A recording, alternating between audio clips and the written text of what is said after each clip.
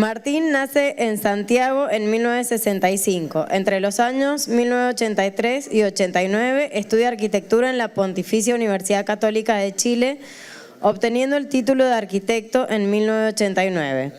Desarrolla la docencia como ayudante de taller entre los años 1990 al 92 en la misma Católica de Chile. Profesor de taller de título de la misma universidad entre los años 99 y 2001. Profesor de taller de título desde 2001 hasta 2007 en la Escuela de Arquitectura de la Universidad Nacional Andrés Bello.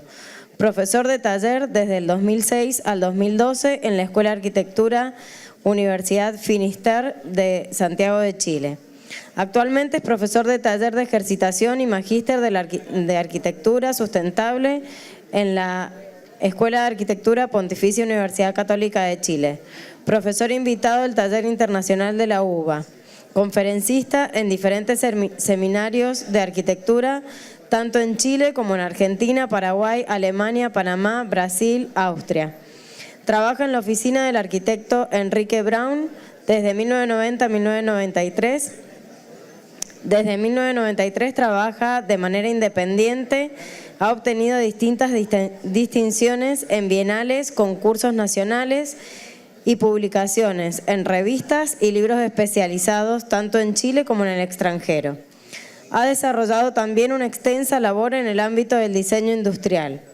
En el ámbito arquitectónico se ha especializado en obras de madera, con más de 180 proyectos realizados de viviendas, industria, equipamiento, cultura, oficina, urbanizaciones, conjuntos religiosos, colegios y otros. Es por 10º año director nacional del concurso de arquitectura de madera Corma en Chile. Profesor invitado de la Escuela de Arquitectura ORT en conjunto con la Facultad de Ingeniería a dictar un curso de arquitectura en madera en Montevideo.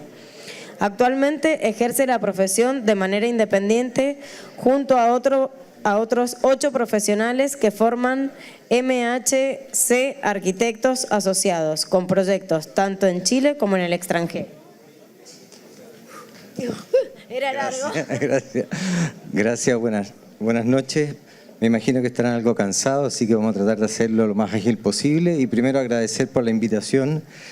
Y quiero partir por esta frase que dice relación con algo que seguramente todos hemos experimentado. Los arquitectos nacemos y nos desarrollamos en un momento histórico en que recibimos ciertas ideas, algunas conscientes y otras inconscientes. Lo que vamos a ver son una serie de proyectos que dan cuenta de esa secuencia de ideas, algunas que uno adopta, por decirlo así, dependiendo del estado del arte en que se encuentre, y otras simplemente las cuestiona por gustos personales, habilidades, sensibilidad, etc.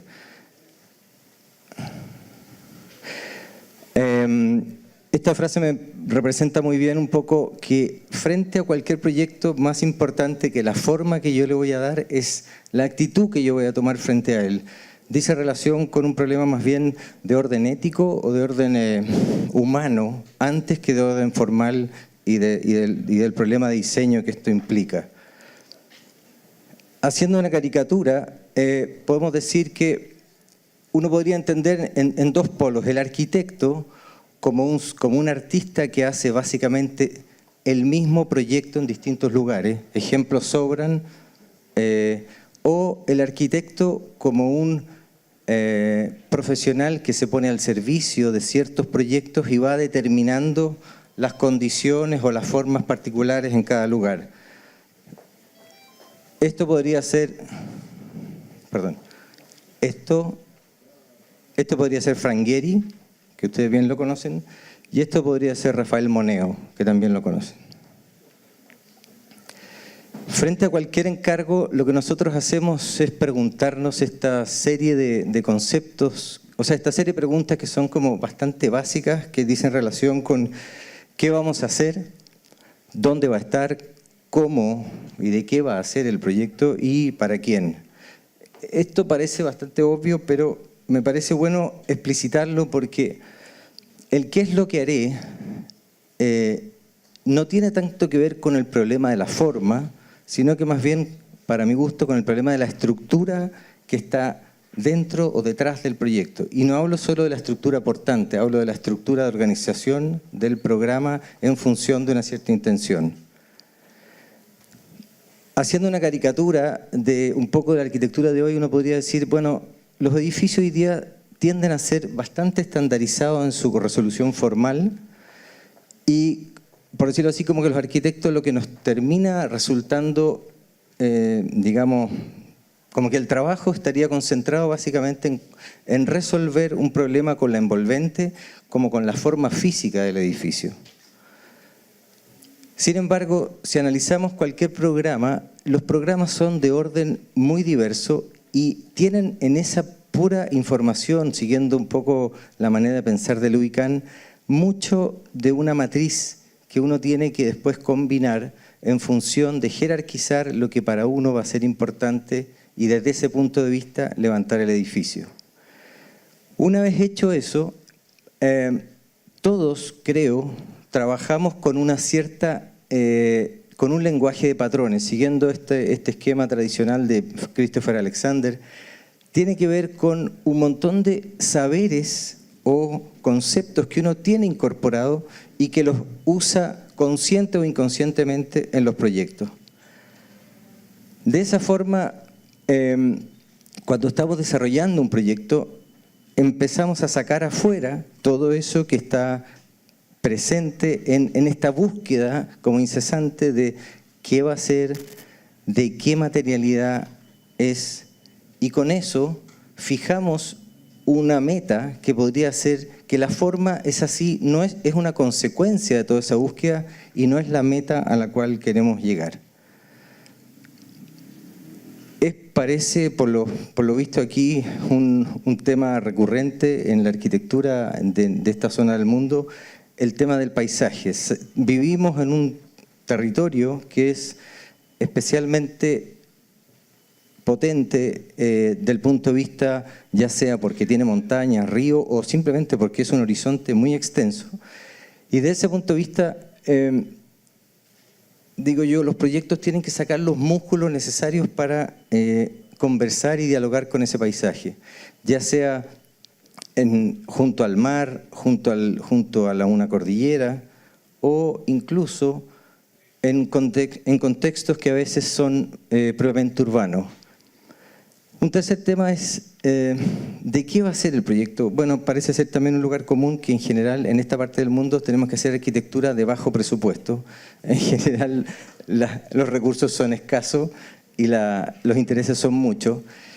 Y lo que está expresado ahí es una hoja de estudio, en este caso, por ejemplo, de la eficiencia de la estructura de un edificio, es decir, cómo hacemos que lo que vamos a hacer, yo en general trabajo con oficinas de ingenieros con los cuales la primera pregunta es cuál es la manera más fácil, más barata y más simple de hacerlo, porque si no, no se va a hacer.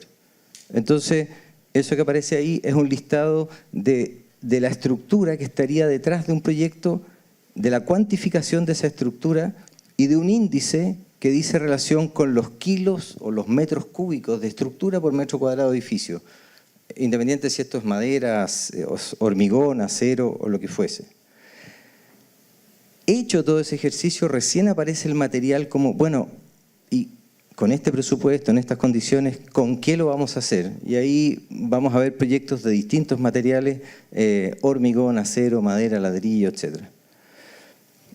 Desde ese punto de vista, siempre la intención, y coincidimos con los arquitectos que acaban de presentar, es dejar lo esencial y lo mínimo porque no hay presupuesto para más. Y eso le da una condición bastante, para mi gusto, esencial a la arquitectura que uno tiene que hacer porque no hay espacio para cosas que no se puedan financiar. Entonces, uniendo el programa, el lugar, la escala y el entorno y el usuario, el proyecto puede tener distintos usos. Van a haber proyectos de programas más bien rurales, domésticos, institucionales, urbanos, y que tienen como otra condición que me parece muy interesante, que es esta mezcla de artesanía y industrialización. Ahí nombraban recién también un proyecto que también yo creo que es una condición muy propia de esta parte del mundo, es que nosotros trabajamos todavía muy artesanalmente, es decir, no es que haya un catálogo de soluciones hechas que uno va y las compra y las instala y que en general en los países europeos sobre todo están estandarizadas de tal forma que uno en cierta forma junta, es como un collage de piezas y partes. No, uno aquí tiene, voy a hacer un quiebrasol, tengo que inventar el quiebrasol, lo decía el arquitecto recién, uno termina yendo a ver con qué lo voy a hacer, qué presupuesto, qué maestro y qué es lo que se puede hacer para que eso sea factible. Desde ese punto de vista, la industrialización es un hermano que llegó para quedarse por un tema de eficiencia, porque siempre se busca obtener eficiencia y rapidez, montajes, cambiar el concepto de montaje por el concepto de construcción y así optimizar los costos de elaboración y construcción, ¿no es cierto? Sin embargo, y esto también creo que es un peligro, esa estandarización tiene como consecuencia muchas veces esta expresión, es decir, edificios hechos con un solo material infinitamente colocados de la misma manera donde no hay ninguna riqueza en la expresión formal en las distintas escalas de aproximación a él. Por tanto, si nosotros consideramos que en la antigüedad, cuando los materiales no venían del no sé cómo le llaman aquí, la ferretería o el Home Depot, y se sacaban directamente de la naturaleza, esa condición le confería una expresión formal a los edificios que le daba un carácter muy particular. Es decir, si nosotros utilizábamos de manera, digamos, reiterativa materiales extraídos directamente de la naturaleza, eso le confiere una condición formal que da una expresión de una forma con variación. Es decir, es un edificio, pero que las piezas y partes no son reiterativamente iguales. Eso también es propio de la artesanía. Si hacemos, por ejemplo, un análisis de estos edificios típicos de arquitectura nórdica en madera, fíjense que si nosotros seguramente las hiciéramos hoy día y lo hiciéramos con un sistema tradicional de ingeniero, constructor, arquitecto, ¿qué terminaríamos haciendo? Escoger una de esas estructuras y repetirla 100, 200, 500 veces. ¿Qué ocurre con eso en la ciudad? Que es bastante aburrido, no tiene ninguna riqueza porque simplemente estandarizamos las soluciones. Eso, bueno, ocurre por muchas razones, pero eso claramente le da una condición formal de una cierta, digamos, falta de riqueza en la variación. Haciendo un resumen de estos 5 puntos que yo les decía, y estos son estos típicos principios que uno cree que los cumplen, ustedes pueden decir después si es verdad que se cumplieron o no, pero la intención es esa, que más que una forma, los proyectos son una estructura. No hay espacio para digamos, barroquismos formales, sino que hay una austeridad constructiva siempre presente. Hay una escala geográfica necesaria o innegable, incluso en los proyectos dentro de la ciudad. Esta búsqueda de la artesanía industrial, que yo les comentaba recién, y por último, que el arquitecto es digamos, es un profesional que está al servicio de los proyectos y no se sirve de ellos. Aquí algunos proyectos, este es un primer proyecto que es una fábrica de barricas de vino, ustedes conocen bastante bien lo que son eso, porque en esta zona es una zona muy vitivinícola. Una empresa francesa se instala en Santiago y quiere hacer una fábrica que es de barricas de vino que se siguen haciendo artesanalmente, es decir, se hacen de la misma manera como se hacían desde el siglo inmemorial. Y el edificio intenta ser un edificio que es íntegramente en madera, ahí está, íntegramente en madera y digamos hacer una forma única que incluya oficinas, talleres, zonas de guarda, etcétera, en una única, que es lo que, no sé si aquí ocurre, pero habitualmente en Chile los edificios industriales separan en un volumen en las oficinas de las bodegas y talleres. Nosotros nos interesó trabajar esto como una unidad porque es en sí un solo cuerpo, a partir de construir un solo edificio que involucre tanto la zona de producción de las barricas con todo su taller, la zona de guarda y la zona de oficina. Es un edificio relativamente pequeño para ser industrial, tiene más o menos unos 1.500 metros cuadrados, pero sí nos interesó que el grano de la estructura tuviese relación con la proporción y el tamaño del edificio. Es decir, que en un sistema prefabricado, en este caso en madera, se hace un sistema de marcos con un tinglado de fibrocemento, es decir, con una estructura que no requiere mantención al exterior y se deja toda la estructura de madera a la vista por dentro. El edificio combina esta idea del revestimiento que tiene esta condición de hecho es reiterativo, pero en base a una modulación que es siempre distinta. Hay una cantidad limitada de módulos y de colores, de textura, que se combinan para darle ese carácter más artesanal. E internamente es un edificio más bien unitario en una monocromía con un solo tono de madera, en este caso de pino radiata, y donde se combinan también con un patio interior donde está la zona de iluminación y ventilación del taller y la zona de tostado de las barricas, que es en hormigón. Bodega de guarda, y ahí está el taller en funcionamiento. Sí, por favor, si pueden bajar la luz. Gracias. No, esa de acá. ¿No se puede? No, la alta, la de la sala, que apaguen la luz de la sala. ¿Ahí se ve bien? ¿Mejoró? Ya. Siempre el principio constructivo es un principio muy convencional, tinglados en este caso de placa de fibrocemento, estructura portante de madera y revestimientos que tengan poca mantención, de manera que no sean un problema para el dueño tener un edificio en madera, que es uno de los típicos preocupaciones de cómo lo voy a cuidar. Este es un proyecto urbano, es un reciclaje de unas antiguas bodegas ferroviarias, podrían haber sido tan bonitas como las que ustedes tienen acá, pero en este caso son unos edificios de ladrillo y madera, ubicados en la zona poniente de Santiago. Estas son las bodegas, y se incendiaron unos galpones y quedaron los muros perimetrales que quedaban de un antiguo centro cultural. Por lo tanto, este es un concurso que se llama a convertir esto en un centro cultural, como suele ocurrir con el gobierno, que cupiera una cantidad infinita de programas. Afortunadamente los recursos no eran suficientes y hicimos solo lo esencial, que era el auditorio, que fue lo que se alcanzó a construir. Pero es interesante pensar que el edificio tenía que dialogar con esta materialidad y esta forma tradicional de construir robustamente, de una manera con una cierta nobleza, pero muy sencilla. Como les decía, quedaban unos muros existentes de un antiguo incendio. Estas eran las bodegas que todavía que quedaron en pie, y el proyecto entonces parte de incorporar ese muro donde se iba a alojar el auditorio,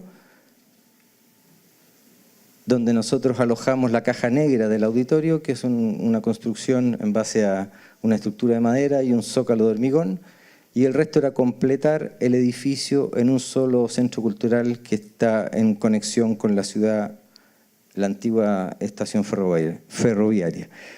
Como les decía, el auditorio tiene 2.000 metros, el proyecto completo tenía 10.000, como afortunadamente, digo yo, no se pudo hacer porque era todo subterráneo, porque al ser una zona patrimonial no se podía construir en altura.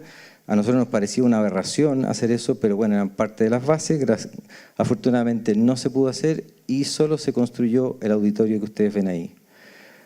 El proyecto, de nuevo, en esta intención de la forma con variación, de un solo cuerpo construido, en que tiene unos zapatos de hormigón para aislarse del suelo, donde se genera la platea, una estructura de madera laminada prefabricada, que tenía que además montarse en un plazo muy corto. Esto se construyó en 3 meses, y el muro existente de ladrillo de lo que quedó del antiguo incendio. Con esto se configura un auditorio con un foyer perimetral que permitía, como se ve ahí las imágenes, un recorrido que además se convierte en zona de exposición. El corte del auditorio, el estudio acústico que definió esa forma como de teatro de títeres que tiene el corte, Y esto se integra un paseo peatonal en esta zona de Santiago, ahí el montaje de la estructura.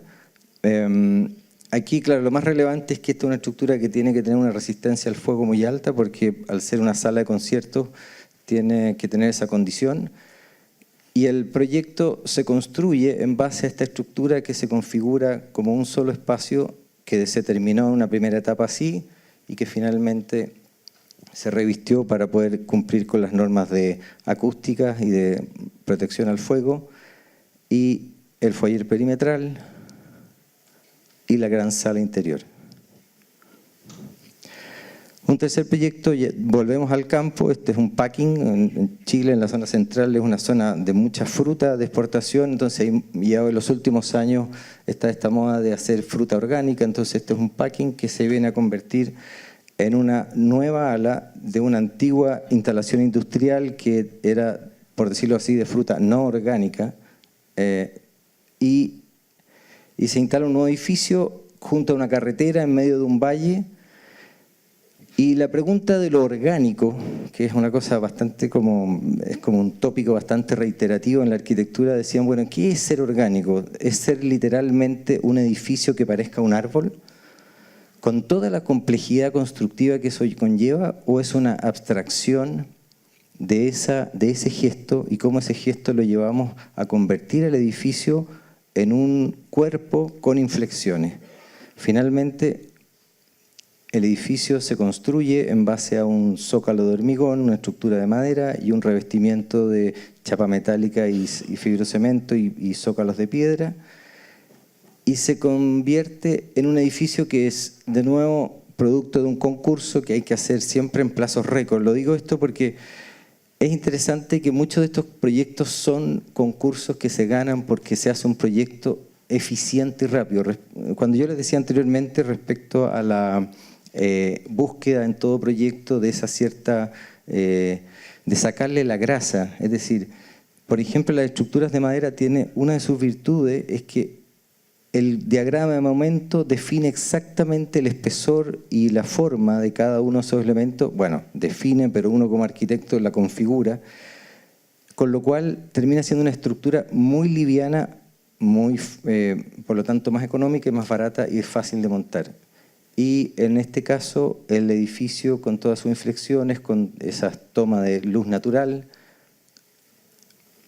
el estudio de Zócalo, nombraba el arquitecto anterior, no sé, perdón, no me recuerdo el nombre, pero una cosa que me pareció muy bueno decirlo, cuando uno quiere hacer una cosa simple tiene que trabajar el doble. Esto que parece como, mira, sí, pongamos la piedra y esto, tiene una cantidad de trabajo para que todo lo que está dentro de un edificio industrial que están llenos de instalaciones, cosas muy complejas, queden como incorporados y que no ensucien, por decirlo así, lo simple que parece la estructura.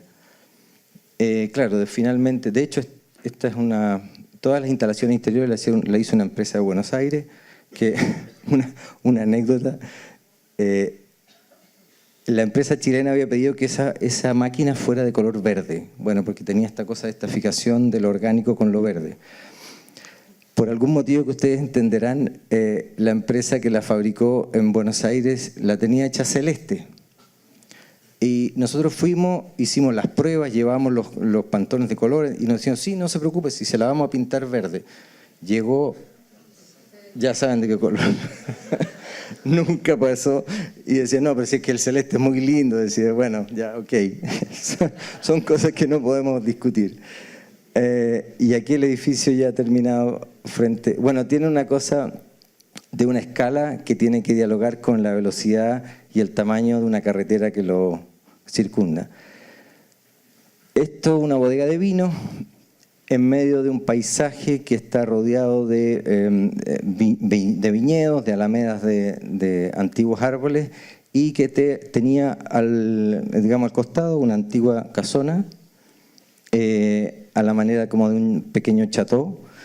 Y la bodega de vino, bueno, lo sabrán los que le ha tocado hacer algo de vino, tiene una particularidad que es un edificio industrial que se hace una vez y no se cambia más su layout, es decir, es como un traje a la medida. Entonces, ese layout definía una cantidad de cuerpos de distintas alturas, distintos largos, y simplemente nosotros los dispusimos de manera ordenada Y surgió este proyecto de esta manera, que no es otra cosa que armonizar en un solo intento formal una serie de naves de distintas alturas y distintas condiciones.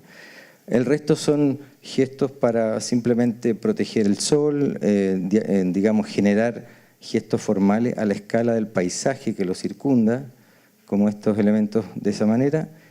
Es un edificio que tiene, de nuevo, una estructura de madera revestida con madera natural por dentro y fibrocemento por fuera, con la sala de barricas y con las partes de hormigón que son las más húmedas, que son las salas de Cuba y etcétera.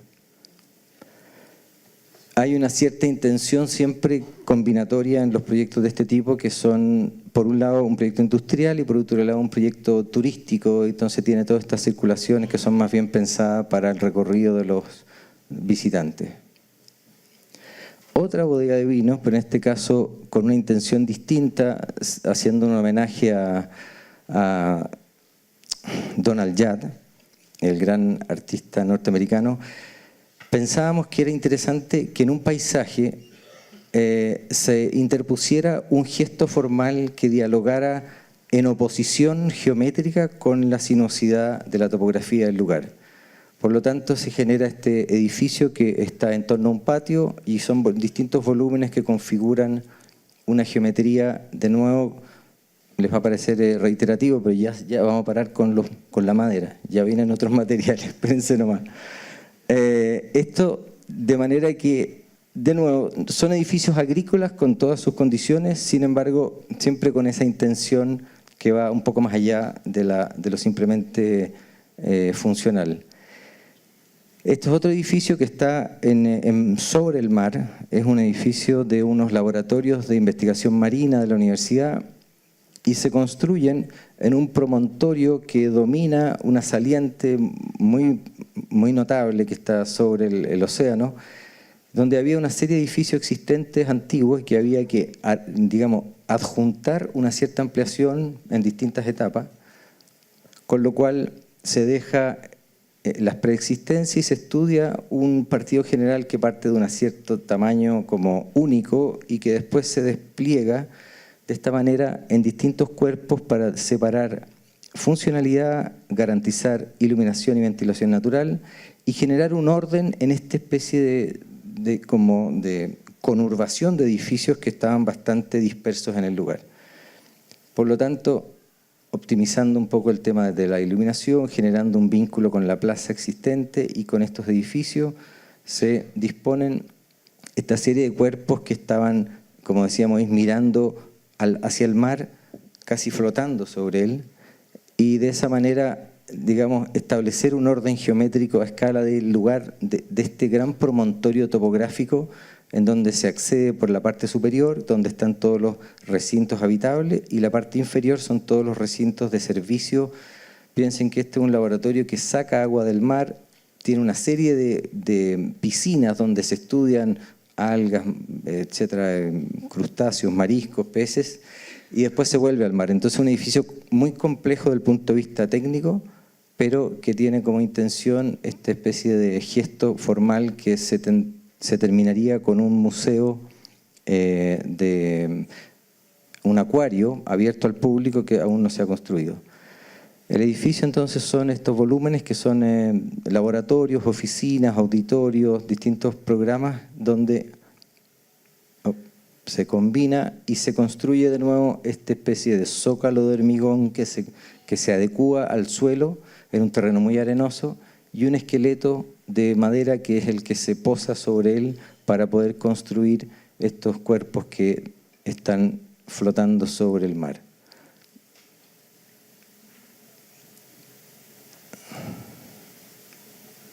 Hay los distintos recintos, esos son los laboratorios. Como se ve ahí, hay una gran cantidad de servicios e instalaciones incorporadas.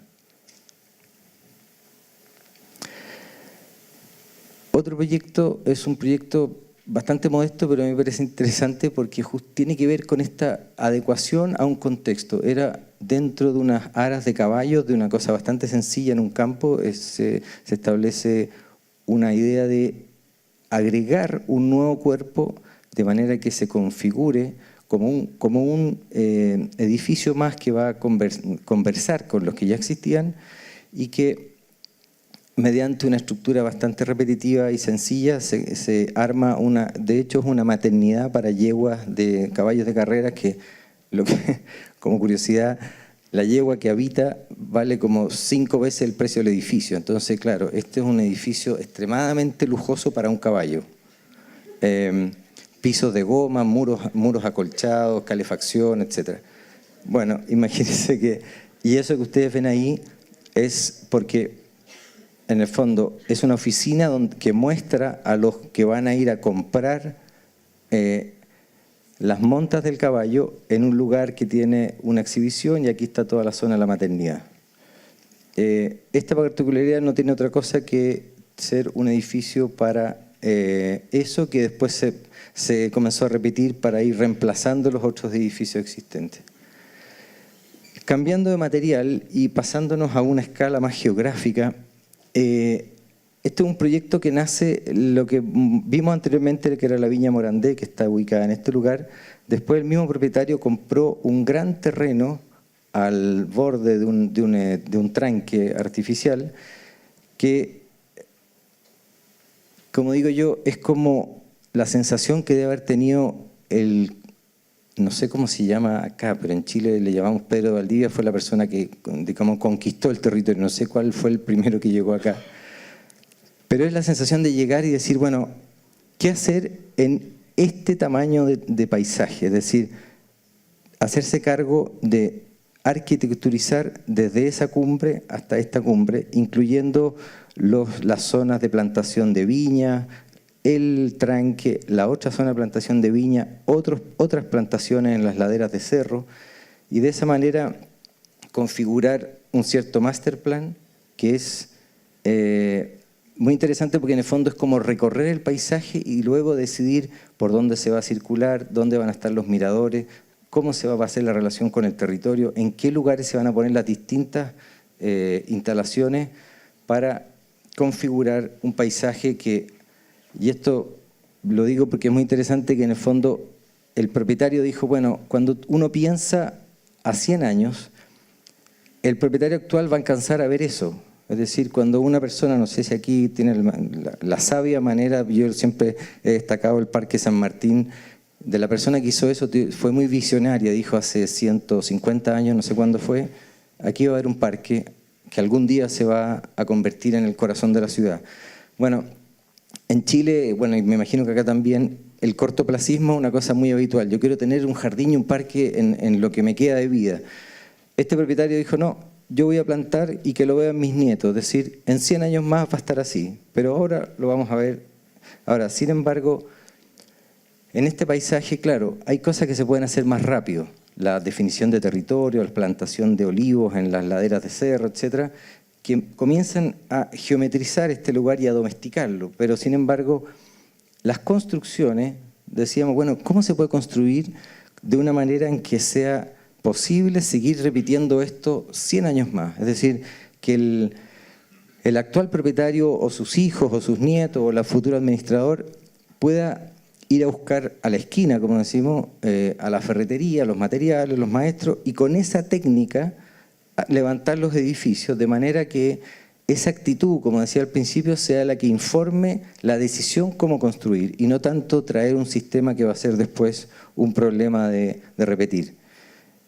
Todos estos proyectos nacieron de un cierto orden lógico en medio de una topografía bastante accidentada entre canales, árboles, etc. Pero al momento de trazarse en terreno, y siguiendo un poco la expresión de lo que decía el arquitecto anterior, se van adecuando a esta topografía y se fueron, por decirlo así, deformando estos edificios y configurando una cierta organización mucho más orgánica en medio de este paisaje.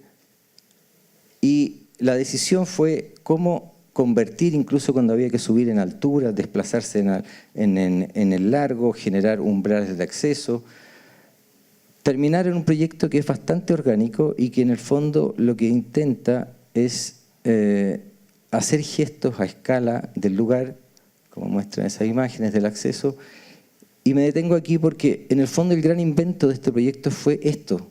Vamos a hacer un sistema prefabricado de hormigón con madera del lugar y esto lo vamos a repetir cuantas veces sea necesario para hacer todo lo que hay que hacer aquí. Es decir, los edificios de portería, las oficinas, aquí está toda la zona de camarines, casinos, bodegas de distintos materiales. Entonces, el tema era ir portones, listo, hay que hacer un portón porque se va a repetir unas 30, 40 veces. Lo mismo con los grandes edificios para alojar los servicios productivos. Estas eran las casas que existían en el campo al momento de comprar y en conjunto con ellos fuimos diseñando, fíjense ese living y miren cómo terminó.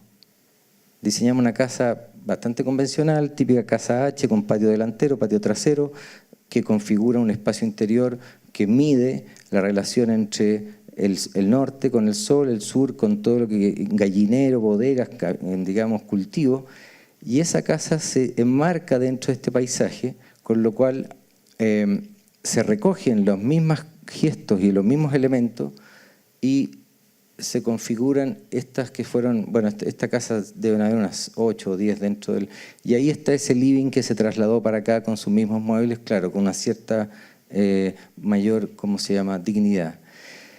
La casa del administrador, ubicada en otro lugar, también con otra configuración porque tenía que protegerse del viento, generar vistas, enmarcar paisajes.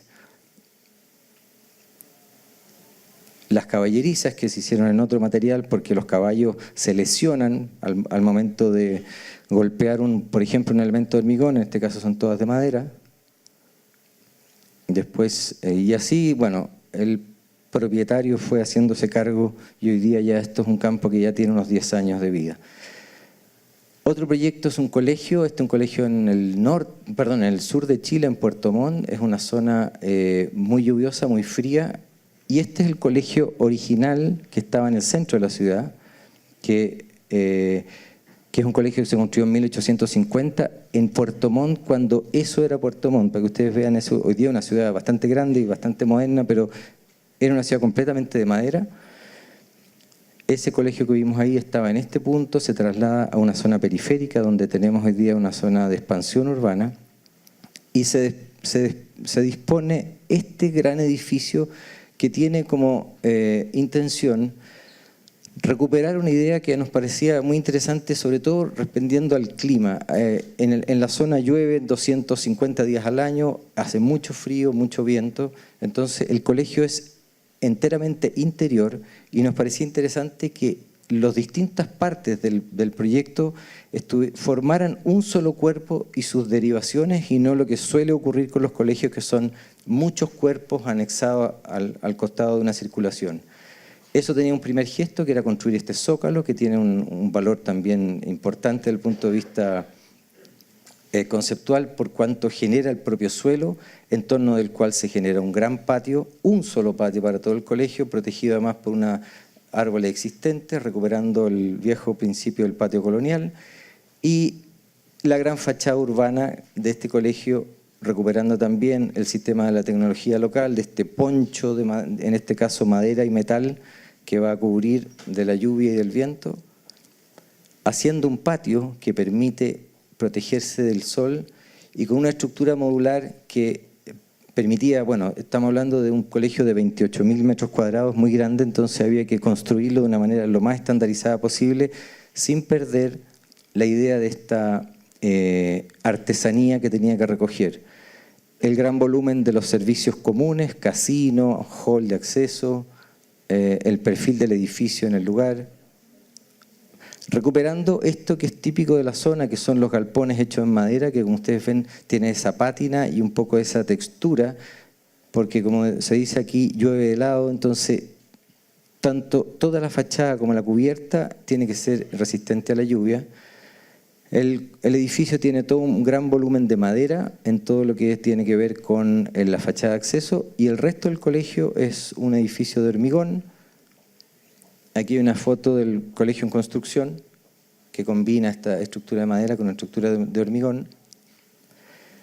donde uno de los problemas más acuciantes de nuevo es el revestimiento, que tiene que ser cristal, tinglado, piedra, y todos esos elementos son bajadas de agua lluvia que sirven de juntura, y la gran galería interior, que es la que da recorrido y es esta calle donde los alumnos pueden circular a las distintas dependencias, una fachada norte que tiñe la luz del sol para poder cualificar un poco este espacio, que es el patio de juegos, que está abierto al paisaje. Esto está sobre la bahía de Puerto Montt mirando al mar.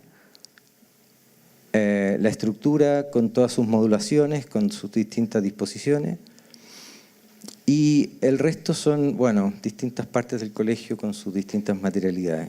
Ahí los alumnos ya habitándolo.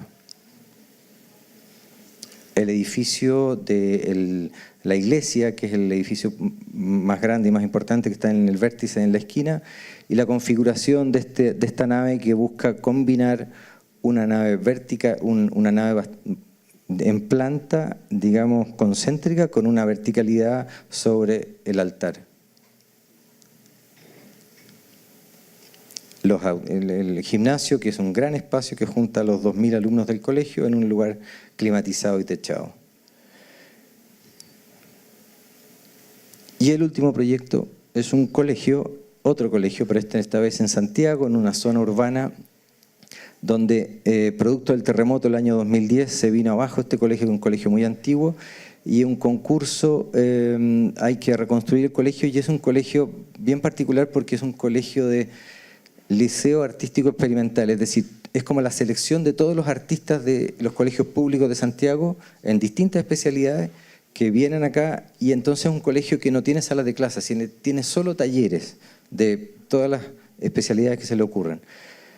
El proyecto nace de esta idea de hacer el terreno no era muy grande, entonces nos pareció interesante incorporar un gran patio con estos cuerpos que se van cruzando para ganar luz y ventilación, aprovechar la iluminación norte, generar esta integración del espacio público con el espacio interior del colegio.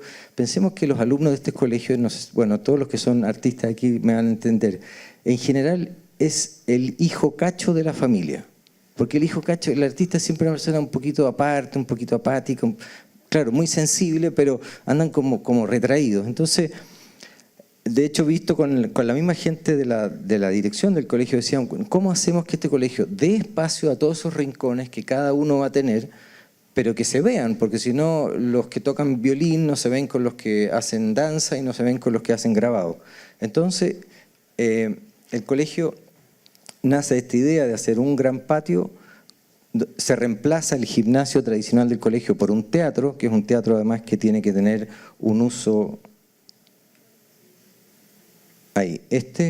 Y quizás como el carácter más particular era esta especie de espacio, digamos, levemente orgánico, de manera de generar muchos rincones y muchas formas distintas de vincularse. De nuevo, la fachada vitrina hacia la calle, la protección del ruido, porque está en una zona de alto tráfico, especialmente para los músicos, y la planta del colegio con sus distintas dependencias, que termina, como les decía yo, en este gran auditorio teatro que se puede extender y se configura como un auditorio para unas 1.500 personas, las salas de clase, etc. Termina siendo asiento del colegio esta configuración, la imagen del concurso. Bueno, no es muy distinto a lo que pasa en todos lados. Este colegio fue un concurso el 2010 y se construyó el 2017. Más o menos eso se demora el Estado en Chile en lograr hacer las cosas, pero finalmente se hizo. El proyecto entonces combina este edificio, que es completamente de hormigón, con una carpintería metálica para protegerse de la iluminación oriente, y con una configuración en este intento de hacer un orden espacial donde confluyan tanto esta manera de ser de una especie de colegio, galería de arte, con patios de trabajo, donde se construye este gran espacio y se configuran este patio con ese color que le da un cierto carácter. Es el auditorio que se integra a toda la zona exterior, como se ve en la imagen ahí. Y los pasillos interiores dependiendo de las distintas zonas.